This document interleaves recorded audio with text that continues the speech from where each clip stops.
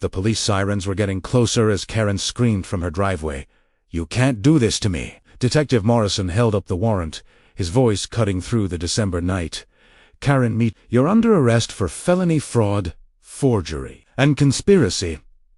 I stood on my porch, watching the woman who'd tried to destroy my family finally face justice. "But to understand how we got here, I need to take you back to where this nightmare began 3 months ago, when a simple string of Christmas lights became the opening move in Karen's elaborate criminal scheme. My name is David Chun, and I'm a 42-year-old software engineer. My wife, Michelle, is a pediatric nurse, and we have 2 kids, Emma, who's 10, and Lucas, who's 8. We moved to Riverside Meadows, HOA, in Northern Virginia 5 years ago. For the most part, it was everything we'd hoped for. The streets were clean, the neighbors were friendly, and our HOA president, Barbara, was reasonable and fair. Barbara was in her mid-50s, with short blonde hair, red-framed glasses, and a warm smile. She'd been our HOA president for 3 years, and she ran our community with common sense and compassion. But there was one neighbor who made everyone's life difficult: Karen Mitchell. Karen lived in the house directly across from ours, a pristine white colonial that she treated like a museum display. She was in her late 40s, wheat shoulder-length brown hair, cold gray eyes, and a permanent expression of disapproval. Karen had lived in Riverside Meadows for 8 years, and in that time, she'd filed complaints against at least 20 different families for various violations, everything from trash cans being visible to children's chalk drawings on sidewalks. Karen wasn't on the HOA board, but she attended every single meeting, armed with photos and bylaws she'd annotated with sticky notes. She'd tried to run for HOA president twice, but both times, the community had overwhelmingly voted for Barbara instead. This seemed to make Karen even more bitter. The trouble started in early September 2024. Michelle and I were planning ahead for the holidays. We'd always loved Christmas, and our kids got so excited that we'd started putting up lights the weekend before Thanksgiving. "I want to do something special this year," Michelle said one evening. "Something that really makes our house stand out." The kids are at that perfect age where they still believe in magic. "What did you have in mind?" I asked. "I've been looking at these animated light displays," she said, showing me her phone. "They're synchronized to music. We could do a whole show in our front yard. Nothing too crazy, just something beautiful."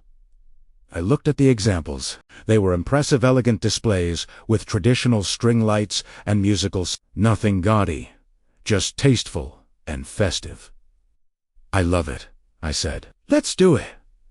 Over the next few weeks, we researched companies. We finally settled on Northern Lights Design, a local business specializing in residential holiday displays. We met with their designer, Tom, who came to discuss options. "Your house has great bones for a display," Tom said, walking around our front yard. "Perfect roofline for string lights and enough yard space for some ground elements." "We want it tasteful," Michelle emphasized. "Nothing that would bother the neighbors." "Absolutely," Tom agreed. "I'll design something beautiful, but not overwhelming. Warm white lights for the main display, with some colored accents. Classic holiday scenes."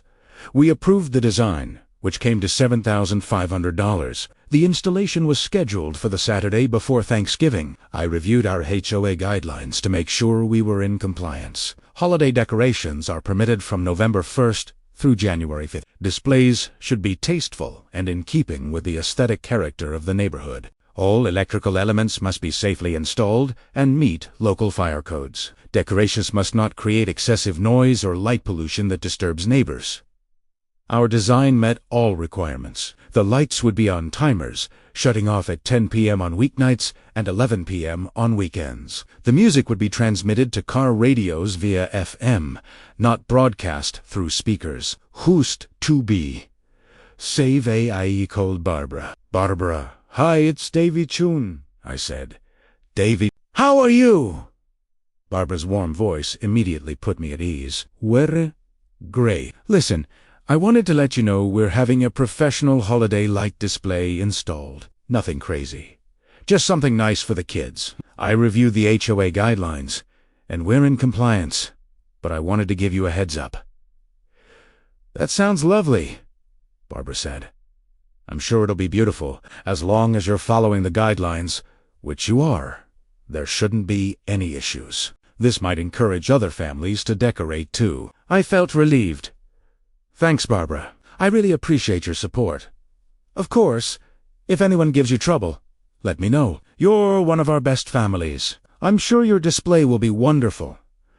I had no idea I was about to become the target of Karen's most vindictive campaign yet. The installation happened as scheduled. Tom and his crew arrived at 8 a.m. with a truck full of lights and decorations. Michelle, the kids, and I watched excitedly as they transformed our house into a winter wonderland. The roofline was outlined in warm white lights. The front windows were framed with elegant icicle lights. In the yard, Tom's team positioned a beautiful nativity, seen on the left, 3 animated reindeer on the right, and an elegant, light-up tree in the center. The animated elements were subtle. The reindeer moved their heads gently, and the tree slowly shifted through shades of white and blue. The synchronized music display was programmed with classic Christmas songs that would play every hour from 6 p.m. to 10 p.m. Viewers could tune their car radios to hear the music while the lights danced in sync. By 6 p.m., the installation was complete. We gathered on the sidewalk to watch the first show. When the lights came on and Silent Night began playing, I saw tears in Michelle's eyes. Emma and Lucas were squealing with delight. Even Tom seemed proud of his work. "This is perfect," Michelle whispered, squeezing my hand. "The kids are going to remember this forever." Neighbors started coming out to watch. The Johnsons from next door came over with their 3 kids. The Patel family from down the street walked up with their elderly parents. Everyone was smiling, taquin potos, and complimenting the display. "This is absolutely beautiful, David," Mrs. Johnson said. "Would you mind sharing the company's information?" "Of course," I said, happy to share Tom's contact. For about 20 minutes, it was pure joy. We handed out hot chocolate and cookies that Michelle had baked earlier. Then I saw Karen. She was standing on her front porch, arms crossed, staring at our house with an expression of pure fury. Even from across the street, I could see her jaw clenched and her eyes narrowed. She looked genuinely angry, as if our Christmas display was a personal attack. "Don't worry about her," Barbara's voice said behind me. I turned to see our HOA president had joined the gathering. "Your display is lovely, David, well within our guidelines, and a real gift to the neighborhood. I'm so glad you did this." I nodded, but I couldn't shake the uneasy feeling as I watched Karen storm back into her house, slamming the door. That night, Michelle and I sat in our living room with tea. "Did you see Karen's face?" Michelle asked quietly. "Hard to miss," I replied. "She looked like she wanted to burn the whole display down. Why does she have to be like that? Everyone else loved it. Why can't she just let people enjoy things?" "Because Karen doesn't enjoy anything," I said, "and she can't stand seeing other people happy. Do you think she caused trouble?" I sighed. "Probably. But we followed all the rules. Barbara approves, and we're not doing anything wrong. There's nothing Karen can actually do." I was wrong about that. Karen could do much more than complain, and over the next few weeks I would discover just how far she was willing to go. The first complaint came 2 days later, Monday morning. My phone buzzed with an email from the HOA. The subject line read, "Formal complaint holiday display violation." I opened it with a sinking feeling. "Dear Mr. Chun, the HOA has received a formal complaint regarding the holiday light display at your property. The complaint alleges the following violations. 1. Excessive noise pollution from broadcast music. 2. Light pollution affecting neighboring properties. 3. Increased traffic creating safety hazards. 4. Display elements extending beyond property boundaries per HOA. You have 72 hours to respond to these allegations. Please contact me to schedule a meeting to discuss these concerns. Sincerely, Barbara Williams, HOA President." I couldn't believe it. Every single allegation was false. There was no broadcast music, it was FM radio. The lights were on timers and pointed toward our house. The increased traffic was just neighbors walking over, and all our display elements were within our property lines. I called Barbara immediately. "David, I'm so sorry," she said before I could speak. "I know these complaints are ridiculous. Karen filed them yesterday, along with about 30 photos and a 10-page letter. I'm required to send you the formal notice. But please know, I don't take any of this seriously." "So what happens now?" I asked, trying to stay calm. "You'll need to respond in writing within 72 hours, Barbara explained. "Document everything, take photos showing your lights don't extend past your property, get a copy of your electrical inspection, explain the FM radio system, make it clear you're in full compliance. And then I review everything and make a determination. If I find no violations, which I expect, the complaint is dismissed. Karen can appeal to the full board, but I don't think she'll get anywhere. The other board members all think your display is lovely." I felt slightly relieved. "Thanks, Barbara. This is exactly the kind of petty nonsense I deal with from Karen constantly. Don't let it ruin your holiday. Just get me your response, and we'll handle this properly." I spent my lunch break putting together a detailed response. I took dozens of photos showing every element was within our property boundaries. I included the electrical inspection certificate. I explained the FM radio system with documentation that it operated within FCC regulations. I attached photos showing our lights on timers, creating no light pollution. I also included testimonials from 5 immediate neighbors, all stating they loved our display and experienced no noise, light pollution, or traffic issues. I submitted everything to Barbara within 24 hours. "This is perfect, David," she said after reviewing my response. "Your documentation is thorough, and having neighbor support really strengthens your case. I'll issue my formal ruling by the end of the week, but I can tell you now that I'm finding no violations." "Thank you, Barbara." That Friday, Barbara issued her ruling. No violations found. Case dismissed. I thought that would be the end of it. Primera, Bunagua, Iserong. Karen's response came the following Monday, delivered to our mailbox in a thick manila envelope. Inside was a formal letter on attorney's letterhead. "Dear Mr. and Mrs. Chun, this office represents Miss Karen Mitchell regarding violations and damages caused by your illegal holiday display. Our client has documented severe disturbances to her peaceful enjoyment of her property, including but not limited to excessive light pollution, causing sleep disruption and emotional distress, noise pollution from amplified music, trespassing by strangers attracted to your display, decreased property values due to commercial-style lighting, health issues related to sleep deprivation. Our client is prepared to file a civil lawsuit seeking damages in the amount of $50,000 unless you immediately 1. Remove all holiday decorations by December 1st to provide written commitment to never install similar displays. 3. Pay our client $2,500 for documented damages. Failure to comply will result in immediate legal action. You have 72 hours to respond. Sincerely, James Hartford. Hartford and Associates. I stood in my driveway, reading the letter 3 times, my hands shaking. Karen was actually threatening to sue us over Christmas lights for $50,000. Michelle came out when she saw me standing there. "David, what's wrong? You look pale." I handed her the letter. I watched her face change from confusion to shock to rage. "She's threatening to sue us." Michelle's voice was shaking. "For $50,000.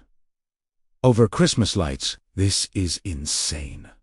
"I know," I said quietly, "but we need to take this seriously." She hired an actual attorney. This isn't just Karen being petty anymore, this is a legal threat. "But everything in this letter is a lie," Michelle exclaimed. "She's lying."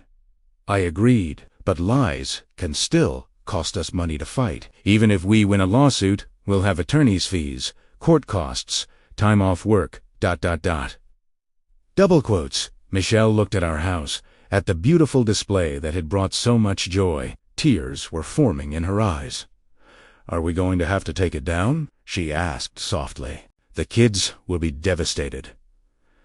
I put my arm around her. "We're not taking anything down. We followed every rule, we have Barbara's approval, and we have documentation of everything. Karen is bluffing, trying to intimidate us." but we're not going to let her bully us. So what do? We fight back. Properly. We're going to hire our own attorney and respond to this threat the right way. That evening, after the kids were in bed, I called my college roommate, Marcus Washington, who was now a litigation attorney in Washington, D.C. I explained the whole situation: the Christmas lights, Karen's HOA complaint, Barbara's dismissal, and now the legal threat. Marcus listened carefully, asking occasional questions. When I finished, he was quiet for a moment. "David, I need to tell you something," he finally said. "This kind of escalation from an HOA complaint to a $50,000 lawsuit threat in a matter of days, that's not normal, even for a neighbor dispute." "What do you mean?" "Most attorneys won't take a case like this unless there's actual merit, or unless the client is paying them a substantial retainer," Marcus explained. "The allegations in this letter are clearly frivolous. Any competent attorney would tell Karen she doesn't have a case. So either this attorney is incompetent, unethical, or or what? Or there's something else going on here, something bigger than Christmas lights." A chill ran down my spine. "Like what?" "I don't know yet," Marcus admitted, "but I've seen cases where someone uses frivolous legal threats as a distraction or as part of a larger scheme. The fact that Karen is willing to pay attorney's fees for a case she can't win suggests she's trying to accomplish something beyond just getting her lights taken down. That's unsettling." "Here's what we're going to do," Marcus said decisively. "I'm going to respond to this threat on your behalf, but I'm also going to do some digging into Karen Mitchell and this attorney, James Hartford. Something doesn't smell right here, and I want to know what we're really dealing with." "Thank you, Marcus. I really appreciate this. That's what friends are for. Now, don't respond to this letter yourself. Don't take down your lights, and don't let Karen see that she's gotten to you. Go about your life normally. I'll handle the legal end."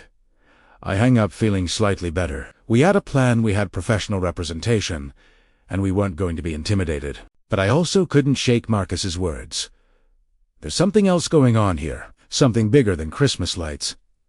What could Karen possibly be planning, and why was she so determined to make us miserable? If you think this story is getting intense, leave a comment below and let me know what you think Karen's real motive is. Trust me, what happens next will shock you beyond belief. The answer to Karen's motives came 3 days later, on Thursday afternoon, when Marcus called me at work. "David, you need to sit down for this," he said, his voice serious. "I've been digging into Karen Mitchell and this attorney, James Hartford, and what I found is disturbing." I closed my office door and sat down.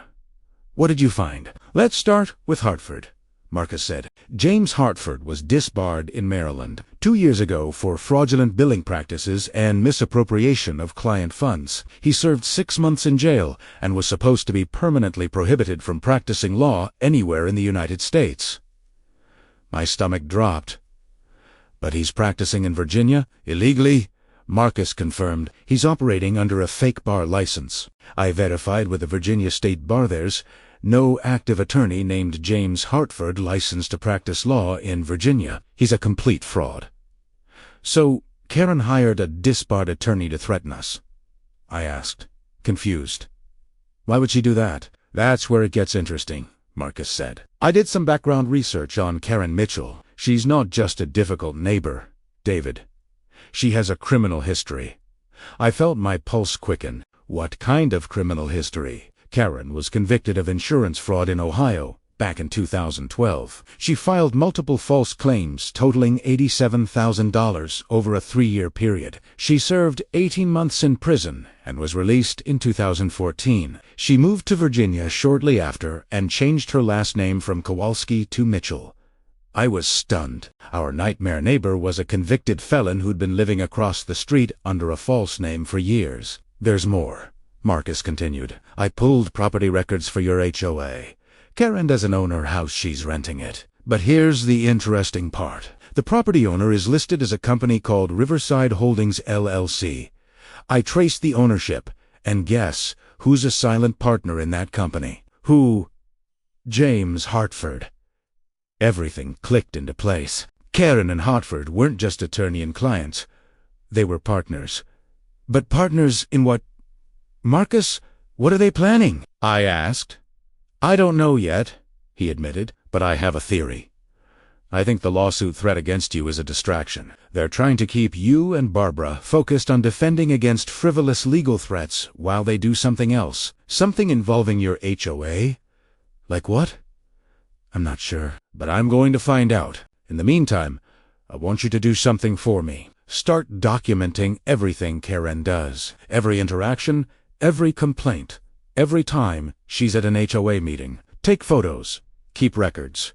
Save emails. We're building a case here. And I have a feeling we're going to need evidence. Okay, I said. What about the lawsuit threat? I'm sending Hartford a response today, Marcus said. I'm going to make it very clear that we know he's a disbarred attorney practicing law illegally, and that if he proceeds with any legal action, I'll report him to both the Virginia State Bar and law enforcement. That should shut him up for now. Thank you, Marcus. I don't know what we'd do without you. Just stay alert, David. Something doesn't feel right about this whole situation. That evening, I told Michelle everything Marcus had discovered. She was as shocked as I'd been. A convicted felon, Michelle sighed, her eyes wide. Living across the street from us for years, and we had no idea. Apparently, I said, and she's working with a disbarred attorney. They're planning something. Michelle, I just don't know what yet. Should we tell Barbara? Michelle asked. Yes, I decided. She needs to know what we're dealing with. Karen's been causing problems at every HOA meeting. If there's a larger scheme involved, Barbara should be aware. I called Barbara that night and explained everything Marcus had discovered. There was a long silence on the other end of the line. David, this explains so much, Barbara finally said. Karen's behavior at meetings has been getting increasingly erratic. She's been pushing for specific bylaw changes, trying to get certain financial procedures altered. I thought she was just being difficult, but now I'm wondering if there's a reason behind it. What kind of bylaw changes? Primera, ask it. She's been trying to change the rules about how we handle HOA assessments and reserve funds, Barbara explained. She wants to reduce the number of board members required to approve large expenditures. She's also been pushing to change our accounting firm, claiming they're overcharging us. A chill ran through me. Barbara, I think Marcus is right. I think they're planning something involving HOA finances. I need to look into this, Barbara said, her voice suddenly urgent. David, can you ask your attorney friend if he can recommend a forensic accountant? I want to do a complete audit of our HOA finances going back at least 2 years. If Karen and this Hartford person are planning financial fraud, I want to catch it before it happens. I'll ask Marcus first thing tomorrow, I promised. And David, thank you for bringing this to my attention. If what you're saying is true, you may have just saved our entire community from a major fraud scheme. Over the next 2 weeks, several things happened simultaneously. First, Marcus sent his response to James Hartford, making it clear we knew about his disbarred status. Hartford immediately backed off. The lawsuit threat disappeared, and we heard nothing more from him. Second, Barbara hired a forensic accountant named Sarah Chun to audit the HOA's financial records. Sarah was thorough and professional, and she promised to have a complete report within 10 days. Third, I started documenting everything, just as Marcus had suggested. I attended every HOA meeting, took detailed notes, and watched Karen's behavior carefully. At the December HOA meeting, held on the 15th, Karen's behavior was particularly aggressive. About 30 homeowners were present, along with the 5 board members, Barbara, Treasurer Michael Roberts, Secretary Jennifer Lee, and members-at-large Tom Henderson and Maria Santos. Karen raised her hand during the financial report. I'd like to motion that we change our accounting firm, she announced. Harris and Associates is charging us $9,000 a year, which is excessive. I've found a firm that will do the same work for $5,000.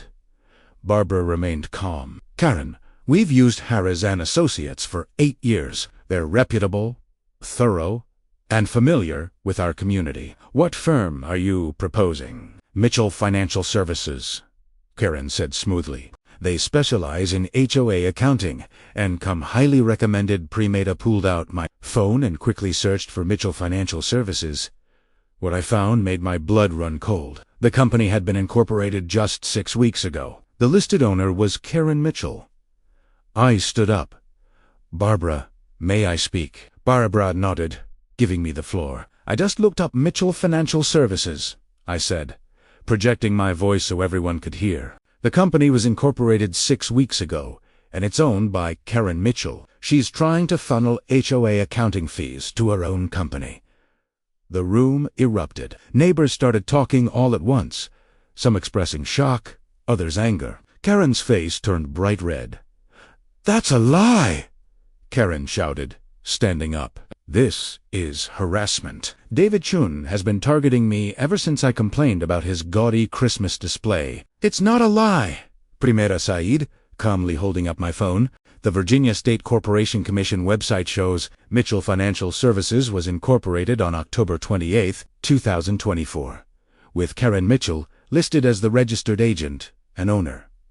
Barbara held up her hand for quiet. "Karen, is this true? Do you own Mitchell Financial Services?" Karen's eyes dotted around the room, looking for support. Finding none, she changed tactics. "Yes, I own it." "So what?"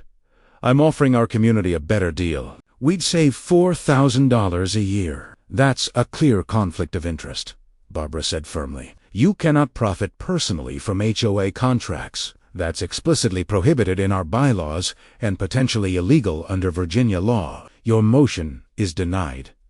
"You can't do that," Karen protested. "The board should vote on this." "The board doesn't need to vote on something that violates our bylaws and potentially state law," Barbara said. "This matter is closed. If you continue to push this, I'll be forced to consult with our attorney about your conduct." Karen grabbed her papers and stormed out of the meeting, slamming the community-centered door behind her so hard that the windows rattled. After the meeting, several neighbors came up to thank me for exposing Karen's scheme. "I knew something was off about her," Mrs. Johnson said. "She's been so pushy lately, trying to change everything about how we run things." "Do you think she's planning something bigger?" Mr. Patel asked. "I don't know," I admitted, "but we're looking into it."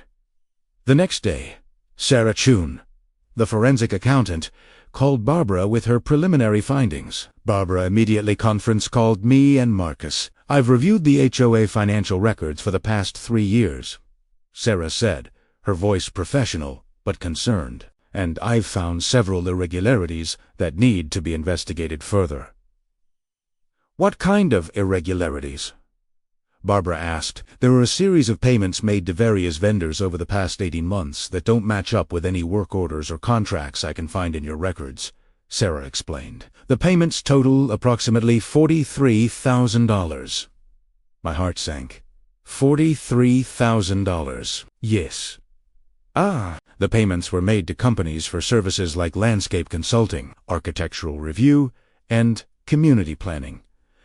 But when I tried to verify these companies, I found that several of them don't actually exist. They are shell companies."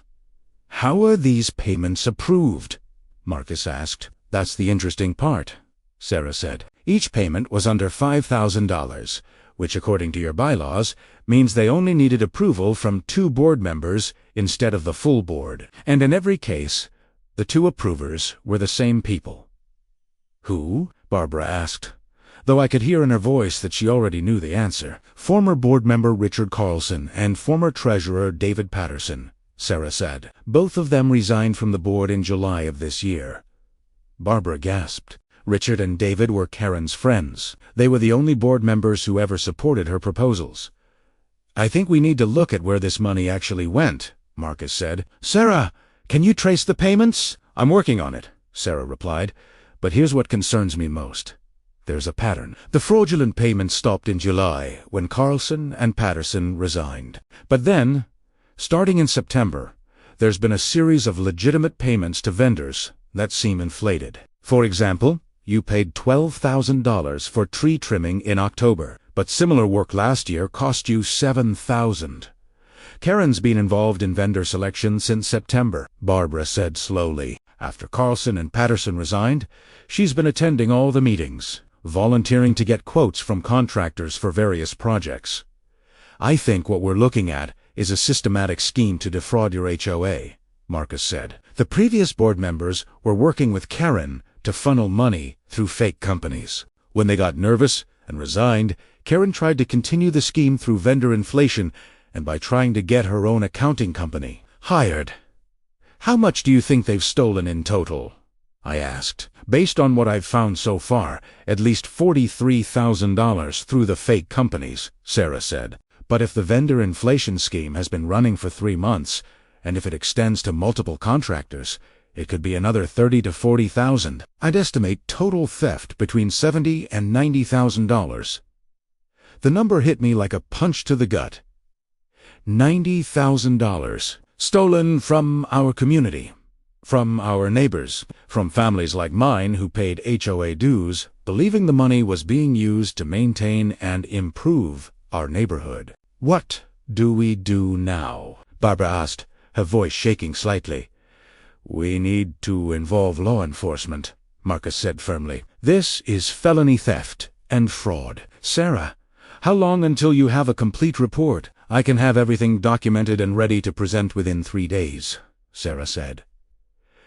Good, Marcus replied. Barbara, in the meantime, I need you to do something important. Don't let Karen know we're onto her. Act normally at any HOA functions. Don't confront her or tip her off in any way. If she realizes we've discovered the fraud, she might destroy evidence or flee.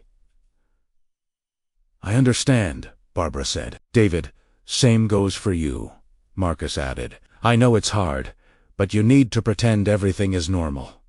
Can you do that? I thought about Karen living across the street, walking free while she'd stolen $90,000 from our community. I thought about all the times she'd complained about my Christmas lights, filed false reports, and tried to make my family's life miserable while orchestrating a massive fraud scheme. Yes, I said quietly. I can do that. Good, Sarah. We'll finish her report. I'll prepare a legal brief, and then we're going to take everything to the Fairfax County Police Department and let them handle it from there. Those next 3 days were the longest of my life. Every time I saw Karen across the street, I had to smile and wave, pretending I didn't know she was a criminal. Every time she glared at my Christmas lights, I had to resist the urge to shout the truth across the street, but I kept my promise to Marcus. I documented everything, acted normal, and waited. On the morning of December 18th, Sarah completed her final report. The total theft, $89,700. That afternoon, Marcus, Barbara, Sarah, and I met with Detective Lisa Morrison and Detective James Park of the Fairfax County Police Department Financial Crimes Unit. Detective Morrison was in her 40s, with sharp brown eyes and an air of competence. She listened carefully as Sarah presented her findings, occasionally asking questions and making notes. When Sarah finished, Detective Morrison leaned back in her chair. This is solid work. You've got documentation, bank records, and a clear pattern of fraud. I'm going to need to verify some of this independently, but based on what you've shown me, I'm confident we have probable cause to move forward. What happens next? Barbara asked. We'll start by interviewing the 2 former board members Carlson and Patterson, Detective Morrison said. If they cooperate and provide information about Karen Mitchell's involvement, we might be able to offer them reduced charges in exchange for testimony. Then we'll build our case against Mitchell. How long will that take? I asked. Could be a few weeks. Could be a few months, Detective Morrison said honestly. Financial fraud cases take time to build properly, but I promise you, we'll be thorough. What about James Hartford? Marcus asked. He's involved in this. 2, he's Karen's partner, and he's practicing law illegally. Detective Morrison made a note. We'll look into him as well. If he's practicing law without a license and involved in this fraud scheme, we'll add those charges.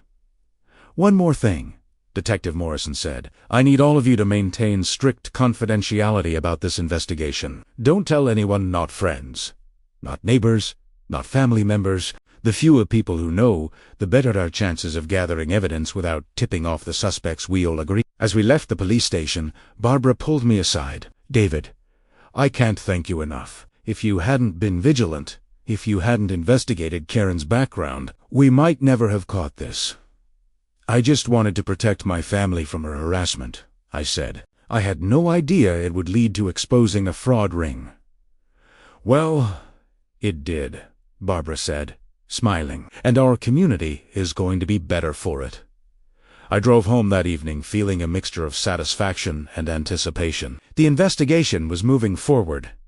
Justice was coming, but I also knew that the hardest part was still ahead, waiting while the police built their case, all while pretending everything was normal. I pulled into my driveway and looked across the street at Karen's house. The lights were on, and I could see her silhouette moving past the window. She had no idea that her criminal enterprise was about to collapse around her. She had no idea that the Christmas light she'd complained about so bitterly had been the catalyst that exposed her fraud. And she definitely had no idea that in just a few weeks, those police sirens would be coming for her. If you're as shocked as I was by this revelation, drop a comment and let me know. Because coming up next, the police investigation takes a turn that nobody, not even the detectives, saw coming. The turn came 2 weeks later, on January 2nd, 2025. I was in my home office, catching up on work emails after the holiday break, when my phone rang. It was Detective Morrison. David, we need to talk, she said, her voice tight. Can you come to the station and bring Marcus if he's available? Is everything okay? I asked, concerned by her tone. Just ... Come as soon as you can. I'll explain when you get here. An over later, Marcus and I were sitting in Detective Morrison's office. She looked tired, like she hadn't slept well. Detective Park was there too, along with a woman I didn't recognize, a stern-looking agent in her 50s, wearing a dark suit. This is Special Agent Rachel Torres from the FBI, Detective Morrison said. She's here because our investigation into Kara Mitchell just got a lot more complicated. My stomach dropped. FBI? Why?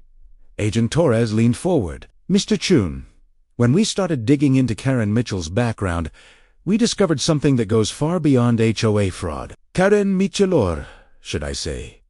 Karen Kowalski is part of a much larger criminal organization. Marcus and I exchanged shocked glances. What kind of organization? Marcus asked. An interstate fraud ring?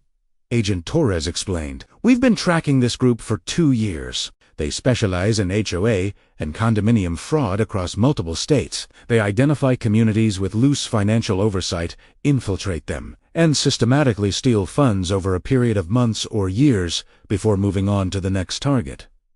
How many communities are we talking about? I asked. That we know of? 17. Across 8 states, Agent Torres said. Total estimated theft over $2.3 million. I felt the air leave my lungs. $2.3 million. Karen wasn't just a petty criminal. She was part of an organized crime syndicate. Karen's role in the organization is what we call a scout, an operator. Agent Torres continued. She moves into a community, establishes herself, identifies weaknesses in the HOA's financial systems, and then recruits accomplices from within the community. Usually board members she can manipulate or corrupt. Once the operation is set up, she coordinates the theft, funnels money through shell companies, and when the heat gets too intense, or they've extracted enough funds, she disappears and moves on to the next target. Richard Carlson and David Patterson, I said. The former board members, they were her accomplices. Exactly, Detective Morrison confirmed. We brought them in for questioning 3 days ago. Patterson broke. Immediately, he gave us everything. According to him, Karen approached him about 18 months ago with a business opportunity. She said she knew ways to skim money from the HOA without anyone noticing. She promised him 40% of whatever they stole. What about Carlson? Marcus asked. Carlson's a tougher nut, Detective Park said. He lawyered up immediately and isn't talking. But we have enough from Patterson's testimony and the financial records to charge both of them. Here's where it gets interesting, Agent Torres said. Patterson told us that Karen was planning to make one final, big score from your HOA before moving on. She was trying to change the bylaws to allow for a special assessment, a one-time payment of $5,000 per household for critical infrastructure repairs. With 218 homes in your community, that's $1.09 million. I felt sick. That's why she was pushing so hard to change the voting rules and get her own accounting firm in place. She wanted to steal over $1 million and then disappear. Precisely, Agent Torres said. And if you hadn't exposed her scheme with the Christmas lights complaint, she might have succeeded. Your vigilance didn't just save your community $90,000, potentially prevented $1 million theft. So what happens now? Marcus asked. Now we have a problem, Detective Morrison said, sighing. We've been surveilling Karen's house for the past week. 3 days ago, she stopped showing up. Her car is still in the driveway. Her lights are on timers, but she's gone. We think she realized we were investigating and fled. My heart sank. She got away? Not necessarily, Agent Torres said.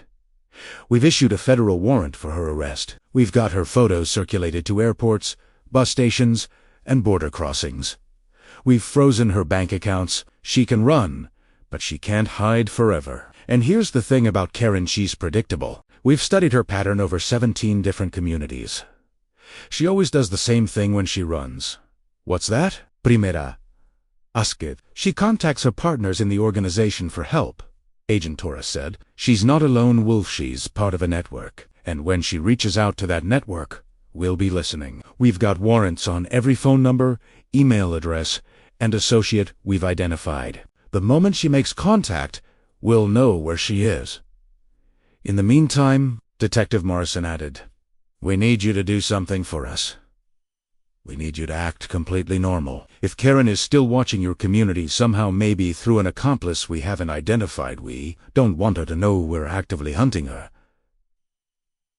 So we just... wait? I asked, frustrated. You wait, and you let us do our job, Agent Torres said firmly. I understand your frustration, Mr. Chun, but this is a federal investigation now. We're going to catch Karen Mitchell and the entire organization she works for. It's just a matter of time. As Marcus and I left the police station, I felt a mixture of emotions: relief that the investigation was bigger than just our community, frustration that Karen had escaped, and fear. What if she never got caught? What if she just moved on to the next community and started the whole scheme over again? She'll get caught, Marcus said, reading my thoughts as we walked to our cars. They always do. Criminals like Karen think they're smarter than everyone else, but they make mistakes. And when she makes hers, the FBI will be there. I wanted to believe him. I really did. The next 3 weeks were surreal. Life went on. As normal, I went to work. Michelle took care of the kids. We took down our Christmas decorations in mid-January as planned. But every time I looked across the street at Karen's dark, empty house, I felt unresolved tension gnawing at me. The community was buzzing with rumors. Barbara had to make an announcement at the January HOA meeting, carefully explaining that there had been financial irregularities that were being investigated by law enforcement, and that 2 former board members were facing charges. She didn't mention Karen B. Namajin Torres had specifically instructed her not to bute. Everyone knew who she was talking about. I heard Karen fled to Mexico, Mrs. Johnson whispered to me at the meeting. I heard she was arrested at the Canadian border, Mr. Patel said. The truth was, nobody knew where Karen was. She had simply vanished. Then, on January 23rd, everything changed. I was sitting in a project meeting at work when my phone buzzed with a text from Marcus. Turn on the news. Now. I excused myself and pulled up a news site on my phone. The headline made my heart race. FBI arrests 12 in multi-state HOA fraud ring. I quickly scanned the article. The FBI had conducted coordinated raids across 6 states that morning, arresting 12 people connected to what they were calling one of the largest HOA fraud schemes in U.S. history. The organization had stolen over $2.3 million from 17 communities, and there, in the list of those arrested, was Karen Mitchell, apprehended at a hotel in Phoenix, Arizona. I immediately called Marcus. Did you see? he asked, his voice excited. I saw. They got her. Not just her, Marcus said. They got the entire organization. It's all over the news. The FBI's holding a press conference in an hour. I told my boss I had a family emergency and raced home. Michelle was already watching the news when I arrived. Emma and Lucas at school for the day. Can you believe this? Michelle sighed, pointing at the TV. Our neighbor was part of a criminal organization. We watched together as Agent Torres held a press conference, flanked by FBI officials and prosecutors from multiple states. Today, the FBI has dismantled a sophisticated fraud organization that has victimized communities across the United States, Agent Torres announced. Over the past 2 years, we've been investigating this group, tracking their movements, identifying their methods, and building a comprehensive case. This morning, we executed arrest warrants in 6 states, taking 12 individuals into custody. The press conference showed photos of all 12 suspects. There was Karen, her mugshot showing her with disheveled hair and a defiant expression. There was James Hartford, the disbarred attorney, and there were 10 others I didn't recognize, men and women of various ages, all part of the same criminal network. The scheme was sophisticated.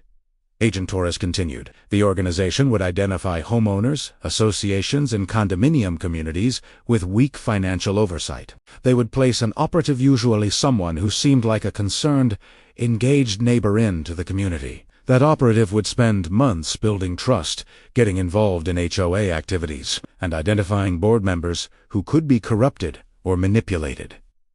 As Agent Torres spoke, the screen showed a chart illustrating how the scheme worked. It was exactly as she'd described in our meetings: accomplices, shell companies, incremental theft, designed to avoid detection. Once they'd extracted as much money as possible from one community, the operative would move on to the next target, Agent Torres said. In some cases, they operated in multiple communities simultaneously.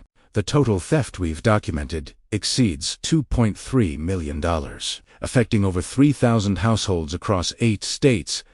A reporter asked, "How were they caught?" Agent Torres smiled slightly. "I can't go into all the details of our investigation, but I can tell you that the break in this case came from an alert homeowner in Fairfax County, Virginia. This individual noticed irregularities in his HOA and, instead of ignoring them, took action. He documented evidence, consulted with legal experts, and brought his concerns to both his HOA board and law enforcement. His vigilance not only prevented a $1 million theft in his own community, but also provided us with the final pieces of evidence we needed to take down the entire organization." Michelle grabbed my hand, squeezing it tight. The news was talking about me. "What will happen to the suspects?" another reporter asked. "They're facing federal charges, including wire fraud, conspiracy to commit fraud, identity theft, and racketeering," Agent Torres said. "If convicted, they could face sentences ranging from 10 to 25 years in federal prison. We're also working with state prosecutors to file additional charges where applicable." The press conference continued for another 20 minutes, with reporters asking about specific cases and the FBI providing details about the investigation. When it ended, my phone immediately started ringing. It was Barbara, and she was crying. "David, did you see the news?" she asked through tears of relief. "I saw it," I said. "They're saying you're the one who broke the case," Barbara said. "David, do you realize what you've done? You didn't just save our community, you saved 17 communities. You stopped a criminal organization. You're a hero." I didn't feel like a hero. I felt like someone who just wanted to put up Christmas lights, and it stumbled into something much bigger. Over the next few days, the full scope of the investigation became public. The FBI released a detailed report showing how the organization had operated. Karen had been with the group for 4 years, participating in fraud schemes in 7 different states. James Hartford had been the organization's legal advisor, using his knowledge of the law to help them avoid detection. The other 10 suspects had various roles. Some were operatives, like Karen. Others handled the financial side, creating shell companies and laundering stolen funds. The media coverage was extensive. Local news stations interviewed neighbors from Riverside Meadows. National news outlets covered the story as an example of HOA fraud. I was contacted by several reporters, but on Marcus's advice, I declined all interviews while the case was pending. "Let the FBI handle the publicity," Marcus said. "Your job now is to be a witness, not a media personality." On February 5th, I received a call from Agent Torres. "Mr. Chun, I wanted to update you personally," she said. "Karen Mitchell and 10 of her co-conspirators have decided to accept plea deals. They're pleading guilty to federal fraud and racketeering charges in exchange for cooperation with our ongoing investigation." "What kind of sentences are they looking at?" I asked. "Karen is facing 12 years in federal prison," Agent Torres said. "Given her role in the organization and the amount of money involved, the judge is unlikely to show leniency. The others are looking at between 8 and 15 years, depending on their level of involvement." "What about James Hartford?" "Hartford refused the plea deal and is going to trial," Agent Torres said. "But frankly, we have him dead to rights. Not only was he practicing law illegally, but we have clear evidence of his involvement in the fraud scheme. He's looking at the longest sentence of all of them potentially, 20 to 25 years. And the money, primera, asked, will the communities get their money back? We've frozen all the organization's assets and accounts," Agent Torres said. "We've recovered about $1.6 million so far. It'll take time to sort through everything and determine how much each community is owed. But yes, there will be significant restitution. Your HOA should recover most, if not all, of the $89,000 that was stolen." After I hung up with Agent Torres, I walked outside and stood in my driveway, looking across the street at Karen's house. There was a for rent sign in the front yard now, posted by the property management company. The house looked empty and sad, a physical reminder of the criminal enterprise that had operated right under our noses. Michelle came out and stood beside me, wrapping her arm around my waist. "It's really over," she said softly. "Yeah," I agreed. "It's really over." "You know what's funny?" Michelle sighed. "All of this started because we wanted to put up Christmas lights. If Karen had just left us alone, if she hadn't filed that HOA complaint and then escalated to a lawsuit threat, we never would have dug into her background. We never would have discovered the fraud. She brought this on herself." She was right. Karen's vindictiveness, her need to control and punish anyone who didn't conform to her standards, had been her downfall. If she'd just ignored our Christmas lights, she might have successfully stolen over $1 million and disappeared without a trace. Instead, her pettiness had exposed her, leading to the collapse of an entire criminal organization. "The Christmas lights saved the day," I said, smiling. "Maybe we should put up an even bigger display next year," Michelle joked. "Really celebrate."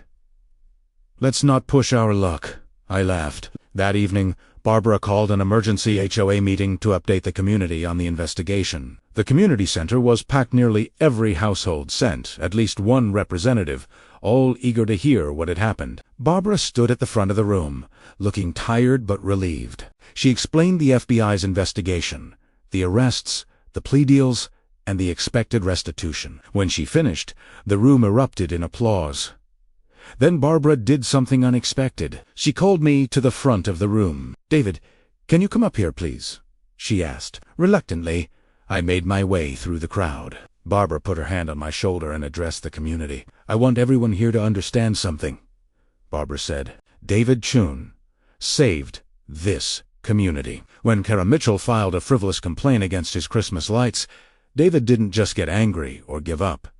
He investigated He brought in legal expertise. And because of his diligence, we caught a criminal organization before they could steal over $1 million from us. David's vigilance saved every single family in this community thousands of dollars. He's a hero, and I think we all owe him our gratitude."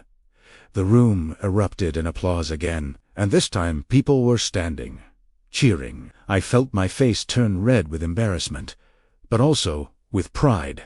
I hadn't set out to be a hero. I just wanted to protect my family and enjoy our Christmas lights in peace. But somehow, that small act of self-defense had led to something much bigger. Leave a comment below if this story inspired you, because what comes next is the incredible conclusion you won't want to miss.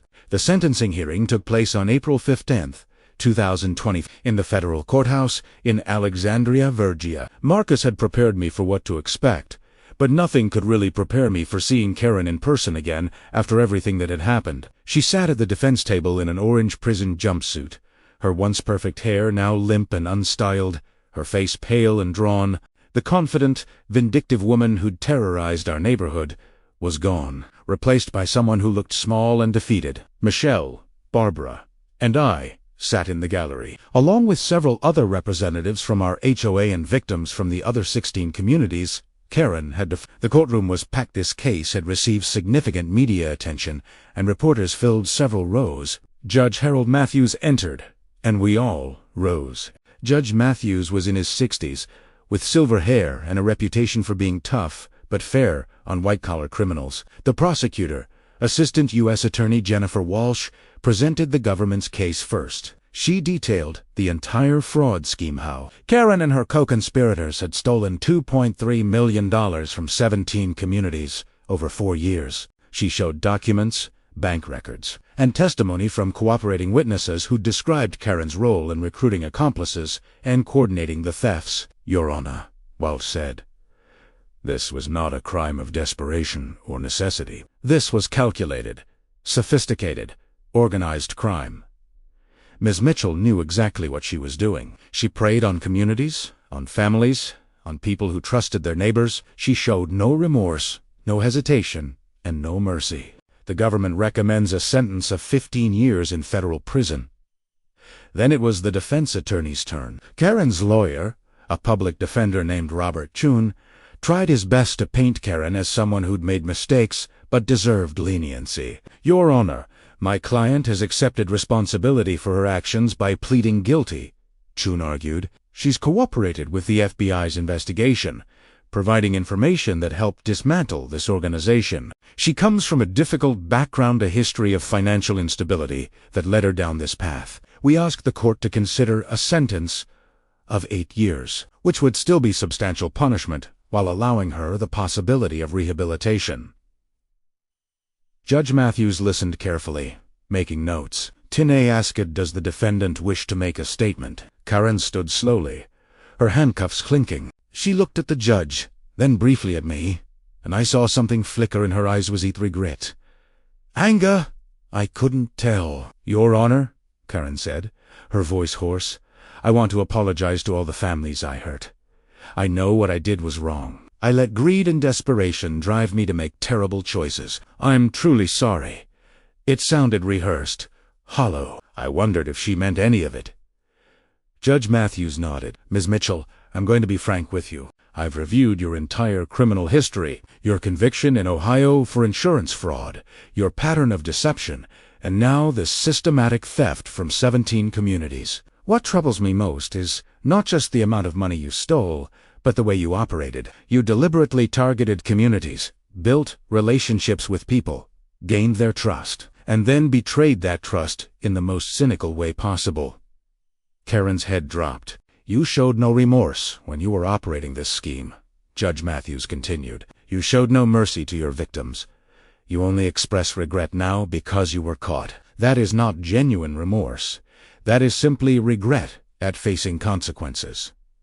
The judge paused, looking at his notes. Having considered all the factors, severity of the crimes, the number of victims, your criminal history, and your cooperation with investigators, I hereby sentence you to 12 years in federal prison, followed by 5 years of supervised release. You will also be required to pay full restitution to all affected communities, which the government has calculated at $2.1 million.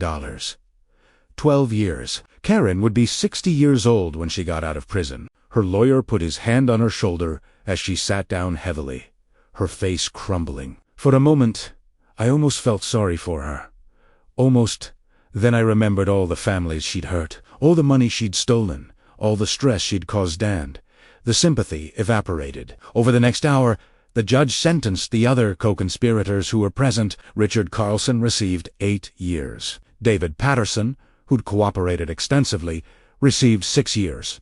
The others received sentences ranging from 7 to 10 years. James Hartford's sentencing was scheduled separately. He'd refused to take a plea deal and was going to trial. Marcus told me later that Hartford eventually received 22 years, the longest sentence of everyone involved. As we left the courthouse, reporters swarmed us, asking for comments. Barbara had prepared a brief statement on behalf of our Justice has been served today, Barbara said to the cameras. These criminals targeted our community and many others. But thanks to the vigilance of our residents and the dedication of law enforcement, they've been held accountable. We hope this sends a message that HOA fraud will not be tolerated, and that communities everywhere should remain vigilant about their financial oversight. The reporters tried to ask me questions, but Marcus gently steered me away. No comment today, he told them. The verdict speaks for itself.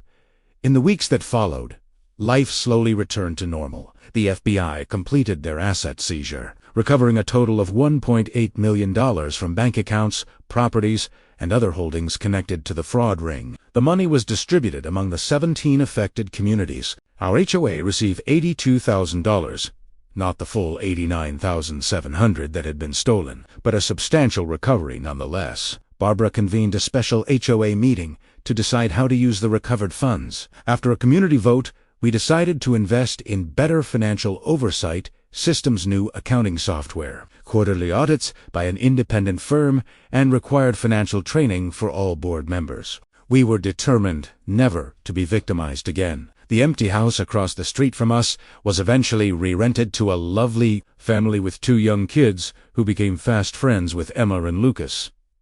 Every time I looked at that house now, instead of feeling the anger and stress that Karen had brought into our lives, I felt relief that she was gone, and gratitude for the new neighbors who actually contributed to our community's spirit. In June, I received an unexpected letter in the mail. It was from the FBI. Dear Mr. Chun, it read, "The Federal Bureau of Investigation wishes to formally commend you for your assistance in the investigation and prosecution of the Riverside Meadows fraud case. Your vigilance, documentation, and willingness to cooperate with law enforcement were instrumental in dismantling a criminal organization that had victimized communities across multiple states. Your actions exemplify the kind of civic responsibility that makes our communities safer and stronger. Thank you for your service." The letter was signed by the FBI director. I framed it and hung it in my home office, not out of pride, but as a reminder that ordinary citizens can make a difference when they refuse to be intimidated by wrongdoing. That summer, as we approached the 1-year anniversary of installing our Christmas lights, Michelle and I talked about what we wanted to do for the upcoming holiday season. "Should we do another display?" Michelle asked. "After everything that happened, I don't know if I'm ready to go through that stress again." I understood her hesitation. The Christmas lights had inadvertently triggered a chain of events that had consumed our lives for months. But then I thought about what those lights represented: joy, celebration, family, and ultimately, the catalyst for exposing corruption and bringing criminals to justice. "I think we should do it," I said. "But bigger and better. We shouldn't let Karen's memory make us afraid to celebrate. If anything, we should celebrate harder we won." Michelle smiled. "Okay. But this year, maybe we add a sign that says award-winning Christmas display or something equally ridiculous." We both laughed. When November came around, we contacted Tom from Northern Lights Design again. This time, we went all out. We doubled our display, adding more animated elements, more lights, and even a synchronized show featuring both classic Christmas songs and a new edition. "We Are the Champions" by Queen. It seemed appropriate. The night we unveiled the new display, the entire community showed up. Barbara was there, raising a glass of eggnog and a toast. The Johnsons, the Patels, the Hendersons, everyone who'd supported us throughout the ordeal. Even Marcus drove out from D.C. with his family to see it. "To David and Michelle," Barbara said, her voice carrying across the crowd, "for their beautiful Christmas lights, and for being the kind of neighbors every community deserves: people who care, who pay attention, and who stand up for what's right." Everyone cheered and applauded. Emma and Lucas beamed with pride as the lights synchronized to music, dancing across our house in patterns of red, green, white, and gold. As I stood there with Michelle's hand in mine, watching our children play in the yard with their friends, surrounded by neighbors who'd become like family, I reflected on everything that had happened. A year ago, I'd been terrified that Karen's lawsuit threat would destroy us. I'd been stressed, anxious, and unsure of how to fight back against someone who seemed determined to make our lives miserable. But by refusing to be intimidated, by documenting everything, by seeking help from experts, and by trusting in the legal system, we'd not only survived, we'd won. Karen and her criminal organization were behind bars. Our community was safer and stronger, and our Christmas lights shone brighter than ever. The story of how our Christmas lights brought down a criminal fraud ring became legendary in our community and beyond. We were interviewed by local news stations, and the story was even picked up by a national true crime podcast. People would stop me at the grocery store or at Emma's soccer games to tell me they'd heard about what happened and to thank me for standing up to corruption. But the most meaningful moment came one evening in December when Barbara pulled me aside at an HOA holiday party. "David, I want you to know something," she said, her eyes glistening with emotion. "What you did changed this community forever. Not just because you caught the criminals, but because you reminded everyone that we have power when we work together. You showed people that one person paying attention and refusing to accept wrongdoing can make a real difference. That's a lesson our community will never forget." I hugged Barbara, feeling grateful for her support throughout everything. "We did this together," I told her. "You believed me when I brought you evidence. You took action. You protected this community. You're the real hero here." "We're all heroes," Barbara said, smiling through tears. "That's the point. We're stronger together."